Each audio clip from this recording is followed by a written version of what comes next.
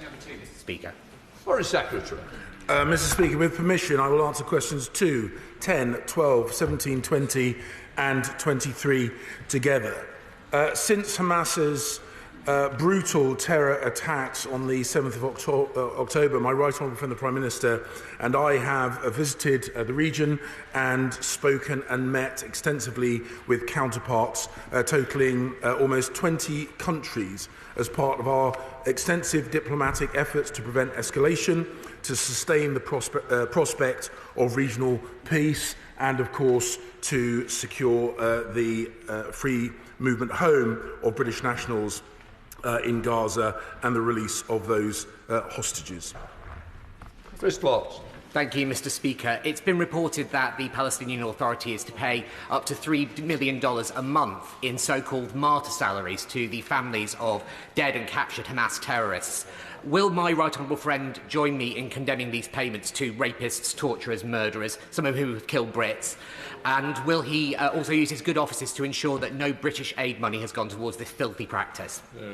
So, I can reassure him that we always ensure that UK aid money is protected from misappropriation, and I can confirm to him and the House that no British aid money goes directly to the Palestinian Authority. We have raised this very issue with the Palestinian Authority and highlighted our belief that this is not conducive to good relations and a future two-state solution.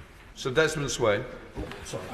What are the prospects of a two-state solution given the pace of settlements on the West Bank, Israeli settlements? The government's long-standing position is that we oppose settlement expansion, and the reasons I've highlighted extensively in both the conversations that I have had with the Israeli government and the leadership of other countries in the region. Despite the terrible circumstances we are currently experiencing, there is a renewed desire to have a meaningful resolution that means the circumstances that we saw, the terrible images that we saw on the 7th of October can and will never be repeated. Marcia de Cordova. Thank you, Mr. Speaker. Close to 1,000 constituents have contacted me, deeply concerned about the situation in Gaza, the humanitarian crisis unfolding and the need for a ceasefire. Nearly 5,000 people have died in Gaza, including 1,700 children. While this whole House rightly condemned the Hamas atrocities, we must be unequivocal in our condemnation of violations of international law. So can the Minister set out what circumstances does he believe it is legal for Israel to cut off water, fuel, food and electricity in Gaza? Mr. Speaker, I know there is always much debate in this House about the interpretation of international law, international humanitarian law. I have raised this issue directly with my Israeli counterparts about the need in whatever actions they take to secure their protection, to defend Israeli citizens and to secure the release of hostages, that they should do so in accordance with international law. I have received assurances from the Israeli President to that effect. Ibn Bonner. Speaker, there has been countless reiterations from Israeli authorities, including a joint speech with the Prime Minister last week, that they are taking precautions to avoid civilian casualties. However, more than 4,650 Palestinians have been killed in Gaza in the last 16 days. Mr. Speaker, Palestinian lives matter, so what more, other than just repeating promises for civilian protection, is your department taking meaningfully to ensure that innocent Palestinians are being kept safe? I'm on record of mourning the Palestinian lives that have been lost in this conflict, just as we mourn, and I mourn the loss of Israeli lives in this terrible situation. So I can assure him the UK government takes the loss of life from whichever community, we take that incredibly seriously. I would remind him and the House that Hamas routinely, consciously puts civilians in harm's way, specifically to generate fatalities which they then use as part of their media operations. We are conscious of that. The Israeli armed forces are conscious of that. That is why they explained to me, that is why they have given notice as to the future areas of military operation. And we have seen evidence that Hamas are routinely preventing Palestinians leaving areas which are going to be engaged by the Israeli Defence Forces. Thank you, Speaker. In contrast to the last two questions from the opposing side, I thank my right honourable friend, the Secretary of State and our Prime Minister for their important recent visits to our ally Israel. The government's unequivocal message that Israel has the right and must be able to defend itself against the Hamas terrorist group is right and just. What steps is my right honourable friend taking to also support Israel in its efforts to secure the release of 200+ captives still held in Gaza, including any British citizens, and can the Secretary of State ensure they receive immediate assistance from the International Red Cross? My honourable friend reminds the House that that we remain focused, the government remains focused on the protection of British nationals in Israel, on the West Bank, and of course in Gaza. Whilst I can't go into, it would be inappropriate for me to go into details, I can assure him and the House that we speak with all parties who we believe could have influence on those holding hostages, Hamas, Palestinian Islamic Jihad and others. It is incredibly difficult. We don't have direct lines of communications, but we will not rest. We will not rest in trying to secure the release of hostages and the evacuation of British nationals from Gaza.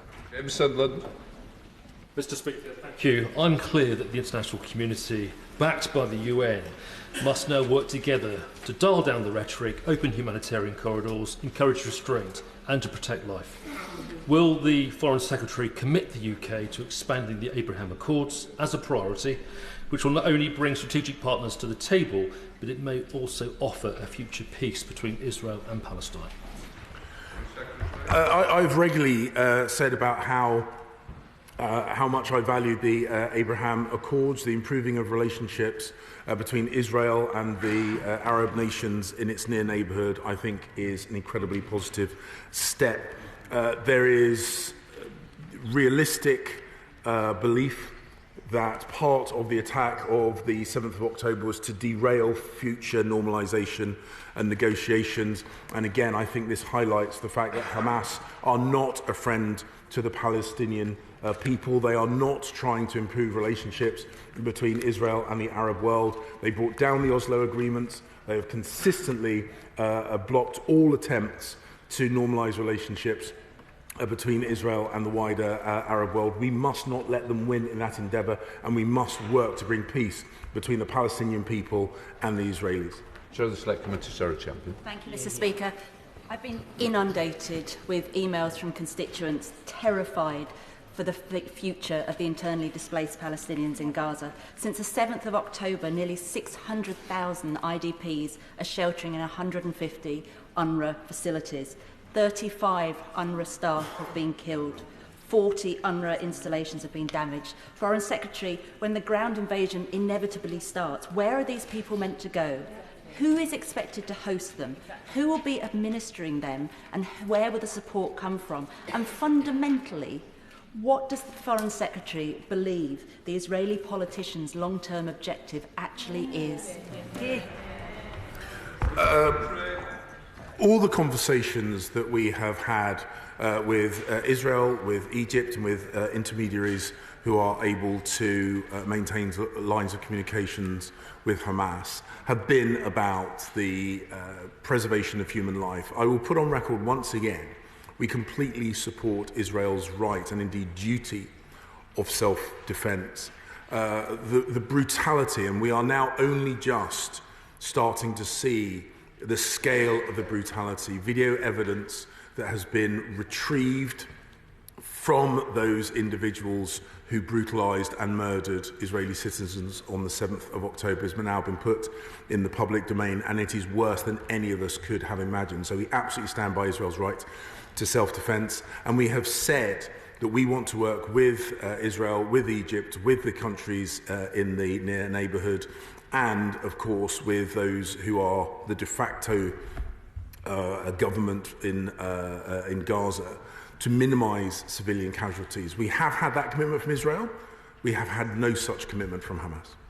Imran Pasay. Mr Speaker, since I raised the question with the Prime Minister last week, indiscriminate airstrikes and the total siege on food, water and medical supplies have killed thousands of innocent Palestinian men and women and over 1,000 children. So let us be absolutely clear in this House. This is now beyond a humanitarian catastrophe. Even as we stand here today, the innocent blood continues to be spilled on the streets of Gaza. Mosques, churches, schools, hospitals, bakeries, water plants and homes continue to be flattened by the Israeli military. So I have a very simple question for the Foreign Secretary. Just what will it take? How many thousands of innocent Palestinians must be slaughtered before this government condemns this brutality and bloodshed? Mr Speaker, we have consistently said that we want to minimise further loss of life, that the lives lost of the Palestinian people is something that, of course, we grieve. But we must never lose sight of the fact that during that period of time, since the 7th of October, thousands of rockets have been fired from Gaza into Israel. Indeed, we now have an assessment that one of the most high-profile loss of lives in Gaza, something that was covered extensively on the British and international media, was likely caused by a rocket emanating from Gaza targeting Israel. So I respect the honourable gentleman's passion about the preservation of life. I can assure him that I share his passion, but we must be thoughtful, and we must remember why this is happening. The single largest murder of Jews since the Holocaust, initiated by Hamas, who then put Palestinians intentionally in harm's way as part of their operations, must not be forgotten about. Sir Jake Barrett. Speaker, one of the appalling hallmarks of the terrorism attack by Hamas on the State of Israel has been hostage-taking, and we are seeing hostage-taking now increasingly being used in state-sponsored terrorism.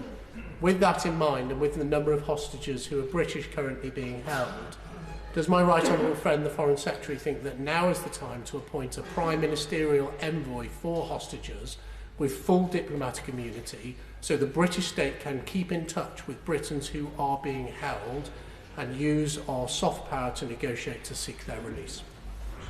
My right honourable friend raises an important point. We have one of the largest and most effective diplomatic networks, so our diplomats on the ground are often the best place to initiate those negotiations.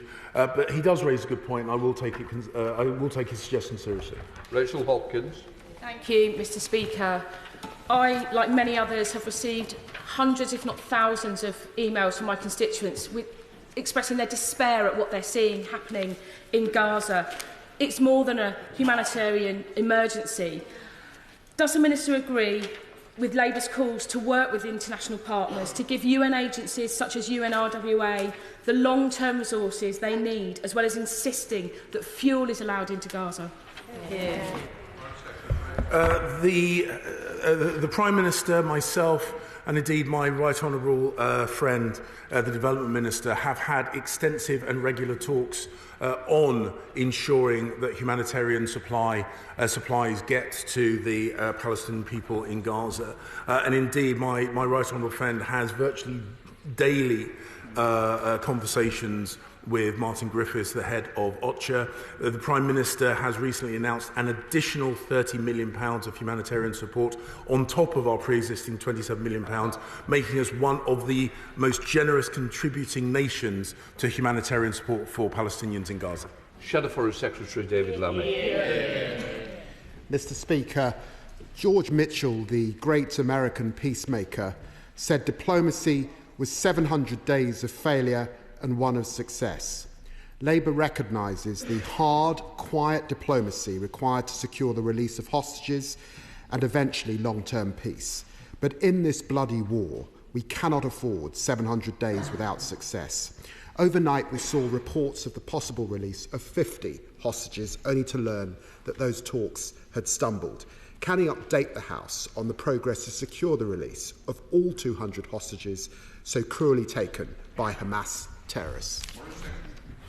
I thank the honourable gentleman throughout this for the calm professionalism that he has displayed. I can assure him and the House that this remains an absolute focus of our attention.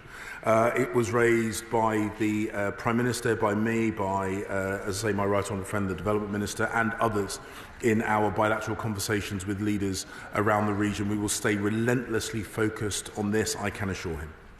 David Lammy. Mr. Speaker, the situation in Gaza is heartbreaking and deeply troubling. Does the Foreign Secretary agree that Israel must follow the laws of war by taking every possible step to protect civilians, ensuring aid is rapid, safe and unhindered, blocks to water, food, medicines, fuel lifted immediately, Palestinians forced to flee and not permanently displaced, and that upholding these laws is not just a legal and moral obligation, but necessary to prevent Israel's campaign from undermining long-term prospects for peace and stability? Mr. Speaker, I can assure the right honourable gentleman that that is exactly the tone of the conversations that we are having. The preservation of civilian life remains a priority. We discuss this regularly and at every level within the Israeli government. And of course, we reflect on the point that Israel itself, as well as the countries in the near neighbourhood, are trying to prevent this becoming a regional conflict. And as I say, professionalism and restraint by the Israeli Defence Forces is an important part of preventing this becoming a regional conflict. SNP spokesperson Brendan O'Hara. Thank you, Mr. Speaker. Has the Secretary of State seen any evidence, been made aware of any evidence, or have reasonable grounds to believe that Israel has breached international humanitarian law in its response to the Hamas atrocities on October the 7th? Mr. Speaker, I am not in a position, indeed it's not my role to make an assessment on the interpretation of events which are unfolding as we speak. There will, of course, be assessments of the nature of international humanitarian law. We are trying to make sure that in all of its actions, in its legitimate self-defence, Israel does abide by international law. Mr. Speaker, if it's not his responsibility to make that assessment, I wonder then whose it is, because he knows that international humanitarian law is unambiguous in saying that a collective punishment against a civilian population is illegal. So is he telling us that he is unaware or has seen no evidence that people have been forced from their homes, that their water has been cut off, food has been cut off, power has been cut off, and access to medicine has been cut off? Or is he actually saying that all of this has happened, but the UK government has unilaterally decided that international humanitarian law doesn't actually apply to this conflict? Mr. Speaker, he undermines his own question by making the assertion that his interpretation of international humanitarian law is by default one that I have to subscribe to. His definition of what is happening is not one that I necessarily agree with. Greg Smith. Foreign Secretary. Mr. Speaker, with permission, I will answer questions 3 and 8 together. Hamas is responsible for these appalling terrorist attacks. We know that Iran has been a long-term funder and supporter of Hamas, Hezbollah, and the Palestinian Islamic Jihad. Israel's support for these militant groups has a destabilising impact on the region and international security, and we remain ever watchful of their actions. Greg Smith. Thank you, Mr. Speaker. I'm grateful to the Foreign Secretary for that answer. Iran's fingerprints are all over Hamas's brutal massacre in Israel. Iran's blatant arming, funding worth $100 million a year, and training of terror groups around the region is just no secret. Hamas leaders have even publicly lavished praise on Iran and the IRGC for its support. So, does my right honourable friend agree with me that we must be absolutely clear about the threat posed by Iran abroad and at home, and that now is time for a policy reset? So I completely agree with my honourable friend's assessment of Iran's malign influence. But we, as the government of the FCDO, are well aware of this. And I can assure him that we have been clear-eyed throughout the work we do with regard to Iran and their influence in the region. We will keep ever watchful. I'm sure no reset is required because we are very conscious of their impact on the region. Rhys Smith. Thank you, Mr. Speaker. What diplomatic efforts are His Majesty's government taking to protect and indeed enhance the Abraham Accords in light of the fact that clearly the Iranian regime is seeking to engender discord and indeed conflict in the Middle East? My honourable friend is absolutely right that the Abraham Accords have been a force for good. We need to protect them, ideally enhance them. Anything which sees greater cooperation between Israel and the Arab world has got to be a step in the right direction when it comes to the creation of that sustainable two-state solution. I can assure him we will remain focused on that as an outcome. Thank you, Mr. Speaker. This government has rightly imposed sanctions on those states and organisations which support terrorism. Can the Secretary of State therefore clarify that if it is found, following an independent investigation, that Israel has also broken international law and committed war crimes in Gaza, that his government will consider the introduction of appropriate sanctions? Well, Mr. Speaker, the honourable gentleman is inviting me to speculate about our future response to future events. At the moment, I'm dealing with the events in the here and now. I'm trying to prevent the loss of life. I'm in constant conversations with the leadership in the region to try and prevent further Israeli and Palestinian loss of life. Mr. Speaker, yesterday I had the privilege of meeting families whose loved ones have been taken hostage, who have come here to share their testimony. It was deeply moving. And they raised the fact that Iran is very much behind this. So I ask the Foreign Secretary, why have we yet to prescribe the IRGC? Surely it was time back a year ago, but surely now, what's the excuse for waiting? Mr. Speaker, the plight of the people, the families who have either lost loved ones or have lost loved ones still held hostage in Gaza is one that I have a huge amount of sympathy for, and I'll be meeting with families who have members held hostage later on. We are well aware of Iran's influence. As I have regularly said, any decision about prescription will be a cross-government decision. The advantages and disadvantages of doing that will always be held, will always be at the heart of any decision-making process. But as she knows, we do not comment on future sanctions or prescriptions designations. Mr. Wayne David. Mr. Speaker, following on from that question, Labour has been calling for many months for the government to prescribe the IRGC. There is evidence emerging of Iranian involvement in the Hamas terrorist attack in Israel. We also understand that the United States has called for the UK to follow its example. So I do press him, when will the government act? Either by using existing terrorism legislation or by prescribing a new process of prescription directed at the IRGC. I would remind the House that the IRGC is sanctioned in its entirety, as well as certain other individuals who are members of the IRGC. As I've said in response to the honourable lady's question, no international measure comes without cost. There are, of course, advantages and disadvantages to prescription, which would fundamentally mean that we could have no direct diplomatic relations with Iran.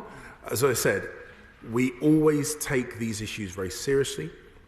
Any decision that we made will be made cross-government, but we do not speculate on future sanctions or prescriptions designations.